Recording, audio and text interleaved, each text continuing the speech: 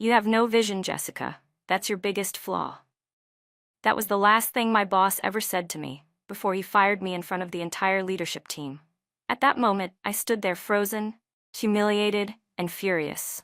But I didn't say a word. I just smiled. Because deep down, I already knew something he didn't. I had just begun writing the final chapter of his career. Let me take you back to how this started. I worked as a financial strategist at a boutique investment firm in Chicago.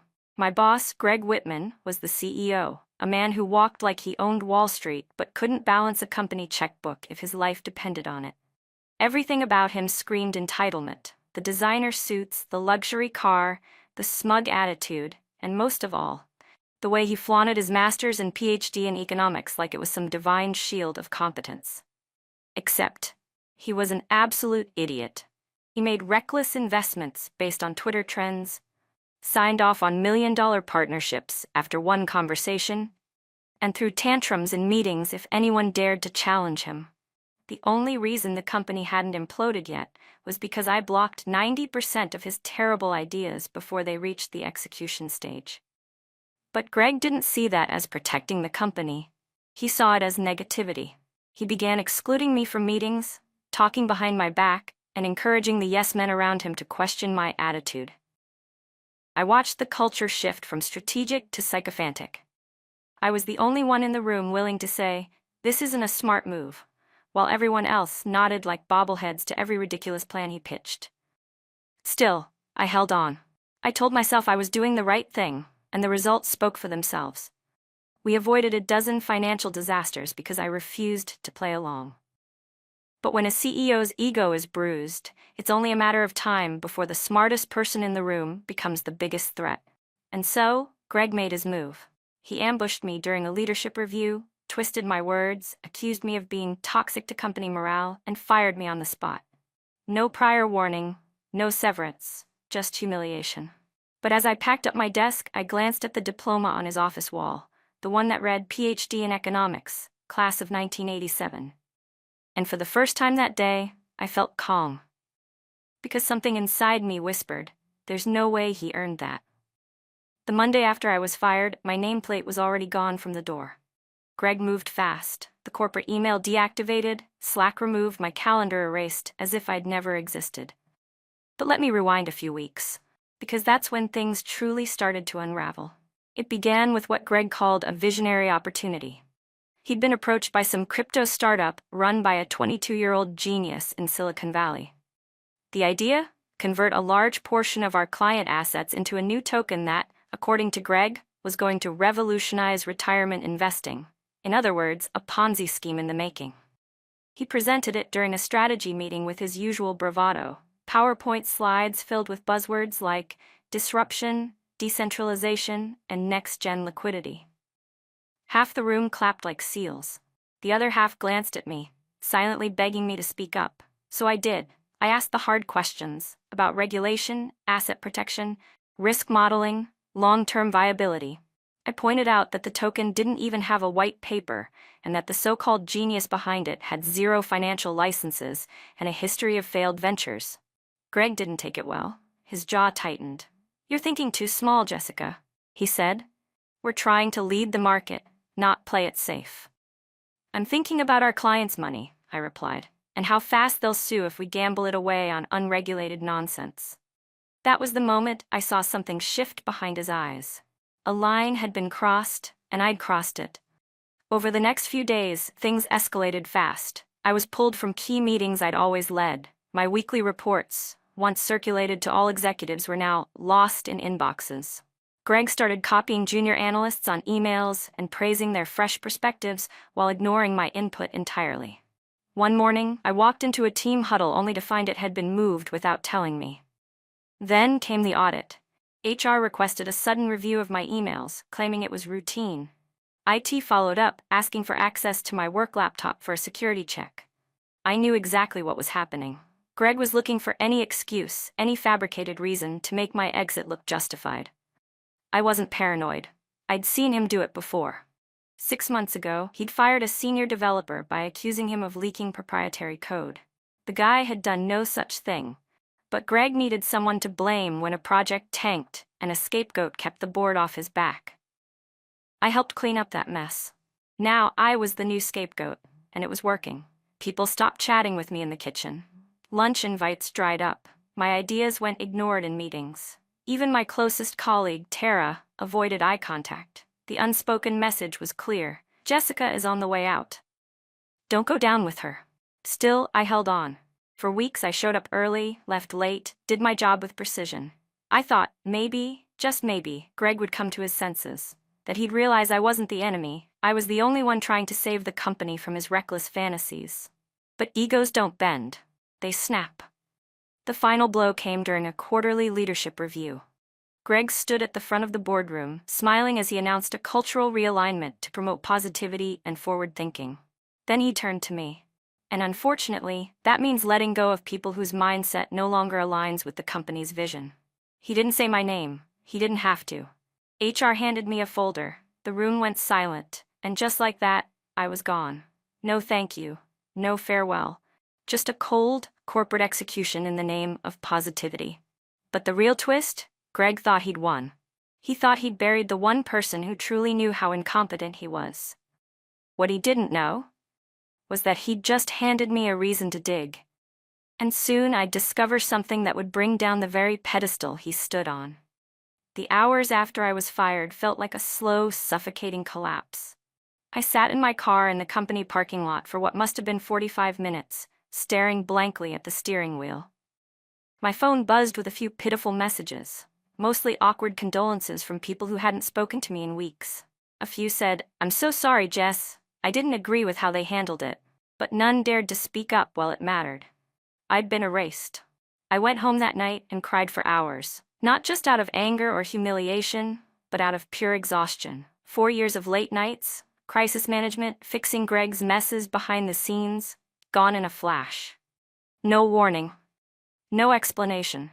Just a neat little narrative that I'd been bad for morale. Worse, I couldn't even fight back.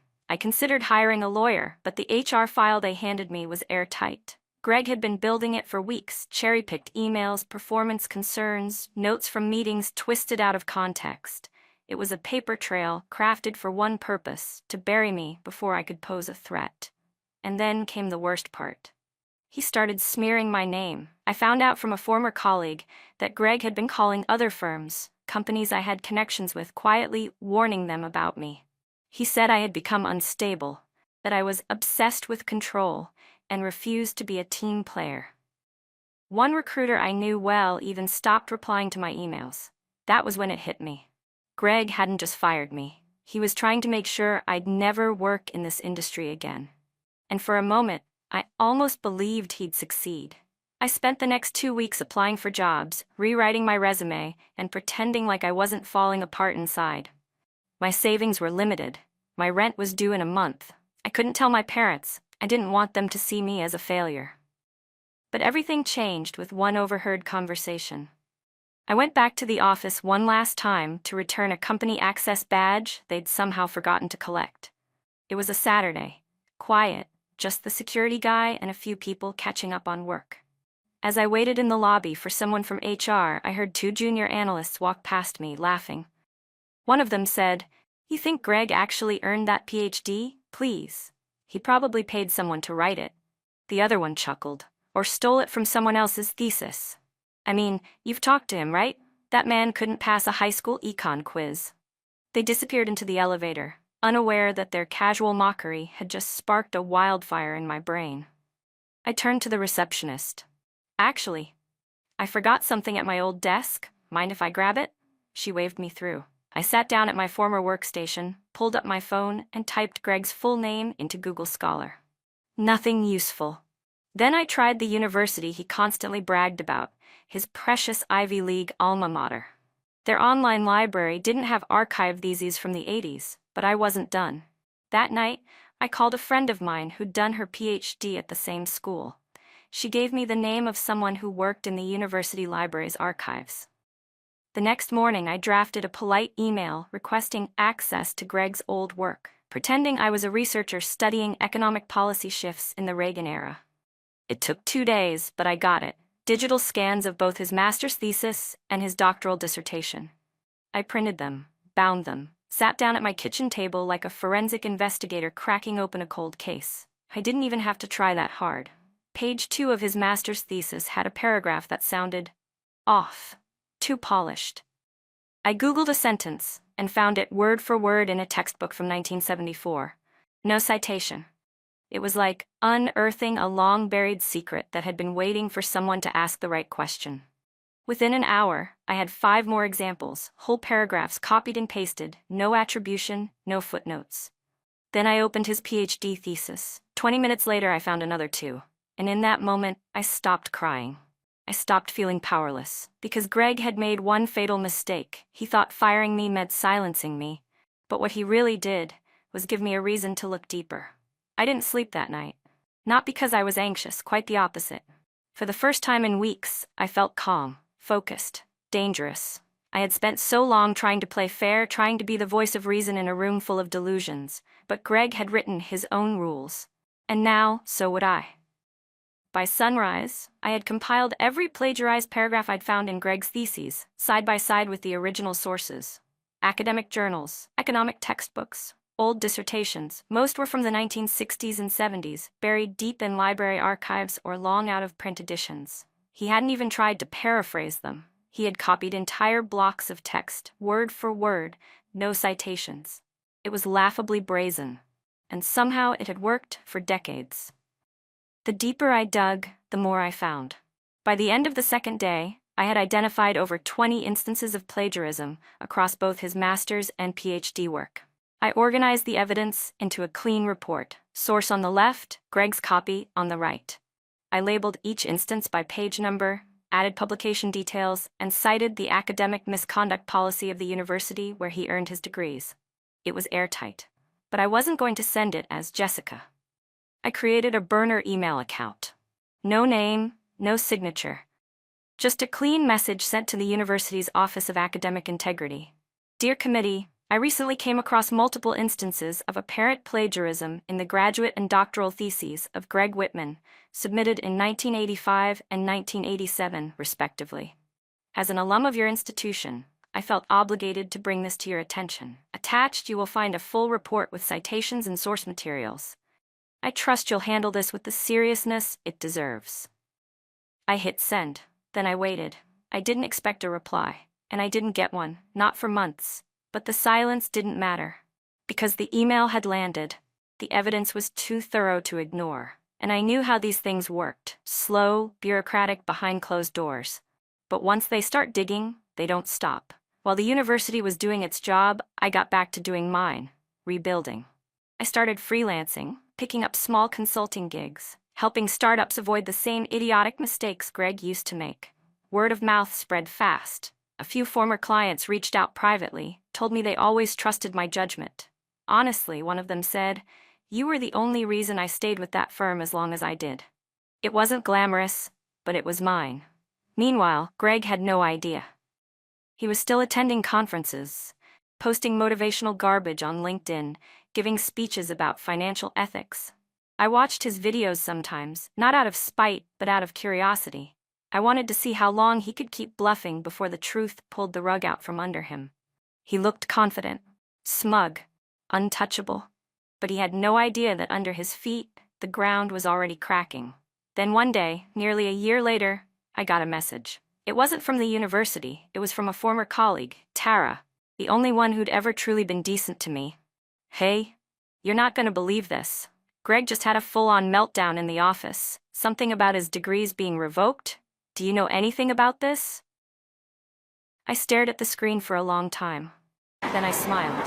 He didn't know who had done it. He probably suspected everyone. Maybe no one, but it didn't matter. The damage was done. The identity of the messenger was irrelevant, because the message had been delivered, loud and clear. And the best part? Greg still thought it was over, but I was only getting started. Tara's message lingered in my mind for hours. Greg had melted down in the middle of the office. Not a typical tantrum or one of his infamous passive-aggressive lectures. No, this time it was different. His voice shook. His face turned pale. He stormed out of a leadership meeting after receiving an unexpected envelope. hand-delivered. No explanation. Inside, a formal letter from the university. After nearly a year of silence, they had made their decision. His master's and PhD degrees were officially revoked on the grounds of academic dishonesty and confirmed plagiarism. From what Tara told me, he didn't even try to deny it. He just kept muttering, "This is a mistake, someone's trying to ruin me." But deep down, I think he knew exactly what he'd done. He just never thought anyone would come back to hold him accountable. The news didn't stay internal for long. A week later, an investigative article appeared on a respected finance blog. The piece didn't name Greg directly. Academic institutions are careful about public disclosure. But it spoke of a high-ranking executive in the investment space who had lost his credentials due to extensive plagiarism discovered in his graduate work. The article went viral. It didn't take much detective work for the finance world to connect the dots. Greg had always made his degrees the centerpiece of his identity, featured in every bio, printed on every brochure, repeated in every keynote. And suddenly all mentions of his academic titles disappeared from his LinkedIn. His website changed overnight. Quiet edits, silent removals. But it was too late. The damage was irreversible. Regulatory boards began questioning his licensing. Since many certifications in finance require proof of educational credentials, he was now operating in violation. Within a month, his financial advisory license was suspended. Clients pulled out in droves. Longtime investors demanded audits. Partners he'd courted for years stopped answering his calls. The house of cards collapsed. I kept my distance. I didn't gloat. I didn't reach out. That wasn't the point. I watched from the outside as the empire he'd built on lies and ego slowly turned to ash. The man who had once stood at podiums preaching about integrity in leadership was now scrambling to salvage his reputation in private emails and hushed phone calls. He started blaming former assistants, ghostwriters, even his old professors. But no one believed him. People don't rally behind the arrogant. They don't go to bat for someone who spent years tearing others down to lift himself up. Greg had burned too many bridges, cut too many corners. When the fire came, there was no one left to help him. Meanwhile, I thrived. My consulting work grew steadily. I joined a boutique advisory firm run by women who had all, at one point or another, been pushed out by toxic male-dominated leadership. We didn't need to play power games. We focused on doing the work, and we did it damn well. One day, I attended a finance conference, my first major public event since the firing. I was invited to speak on a panel about ethical leadership and transparency in modern finance. As I walked through the networking lounge, I spotted him, Greg. He was standing alone near the coffee bar, looking gaunt. No one approached him, no one made eye contact. He had lost weight, but more than that, he had lost presence. The energy, the swagger, the smug confidence, all gone. He glanced in my direction and froze. For 1 second, I considered walking over, saying something, letting him know, but I didn't. I just gave him the same look he once gave me in that boardroom, calm, unreadable, above it all. And then I turned and walked away. He didn't follow. He didn't have to. He knew. He didn't know how I did it or when, but he knew it was me, because no one else ever challenged him. No one else ever dared to say, "You don't deserve the power you hold." And now, he didn't hold it anymore. Greg didn't show up at the next industry event, nor the one after that. Rumors swirled. Some said he'd moved to a different state, others claimed he was trying to start a new venture under a different name. But those were just whispers. The truth was simpler and sadder. He was done. Once the university revoked his degrees, it triggered a domino effect. Regulatory bodies opened formal investigations into his past filings. Clients demanded returns. A few even filed lawsuits claiming fraud, misrepresentation, and breach of fiduciary duty. Without his licenses, he couldn't operate. Without his credentials, he couldn't consult. And without his reputation, he couldn't rebuild. He tried, of course, changed his website, deleted all references to his academic background, rebranded himself as a leadership coach. But in the age of the internet, nothing stays buried. Google his name, and the first 5 results were all about the scandal. Banks froze his accounts pending litigation. His house, yes, the luxury penthouse he loved to flaunt, was quietly listed for sale. His car, repossessed. His staff, let go within weeks. He was isolated, alone, irrelevant, and I was the opposite. 6 months after the panel I spoke at, I was offered a permanent role at the advisory firm I'd been consulting for. Not just a job, but a leadership position. I would oversee ethical investment strategy, guide clients through sustainable financial planning, and mentor young analysts, especially women, who'd been pushed aside in firms like Greg's. It felt full circle. For years I had been the quiet fixer, the behind-the-scenes mind cleaning up someone else's mess. Now I was the voice at the table, the one people looked to for guidance, not permission. I didn't talk about Greg.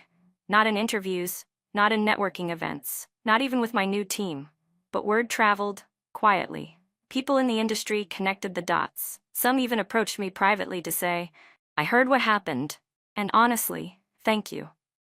Not for the takedown, but for the reminder that power without integrity is always temporary. There was one moment I'll never forget.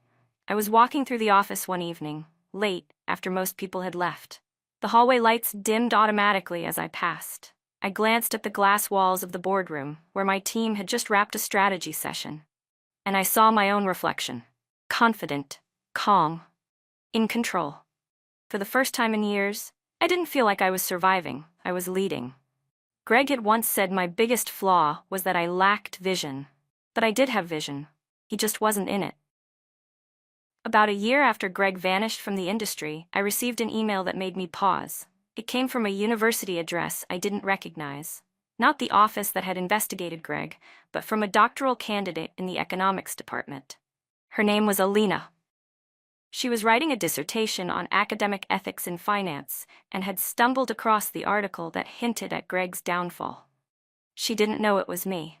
She wrote, "I've been studying how unchecked privilege and institutional trust allowed individuals to manipulate academic recognition for decades. One particular case really stood out to me. It's never been officially named, but the implications were huge. The revocation of multiple degrees, it's a landmark.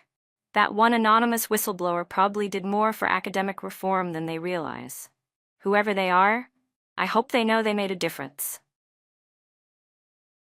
I sat in silence for a while. That email hit me harder than I expected. Not because I needed recognition, but because for the first time I saw the full ripple effect of what I'd done. Greg's fall wasn't just personal justice. It had sparked something bigger.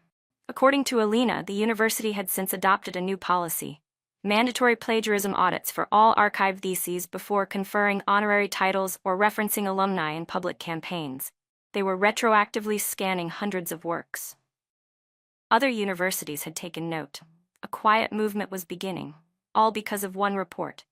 All because I didn't stay silent. I thought back to the moment I sent that email. I hadn't done it to start a revolution. I did it because I couldn't let a liar continue to rise while those who did the real work, people like me, got discarded. But sometimes that's all it takes. One voice, one act, one person who refuses to accept that power equals truth. I wrote back to Alina, keeping my identity vague. I told her I was proud of her work and encouraged her to keep digging. The system needed more like her. Quiet, sharp minds, unafraid to question the stories we've been taught to believe. A week later, she replied with a single line I'll never forget. "Justice doesn't always roar. Sometimes it whispers and changes everything." And in that moment, I finally understood something. Greg had taken my job. He tried to take my reputation. He tried to make sure no one would ever listen to me again. But in doing so, he gave me something far greater than a title. He gave me the fire to fight back.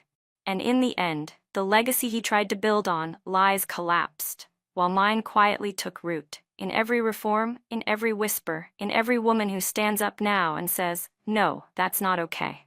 So to anyone who's ever been told they're too negative, too much, too loud, or not a team player, you're not the problem. You just make the wrong people uncomfortable. Keep going. Because one day, when the liars fall, the world will look around and see who was telling the truth all along. And this time, they'll listen.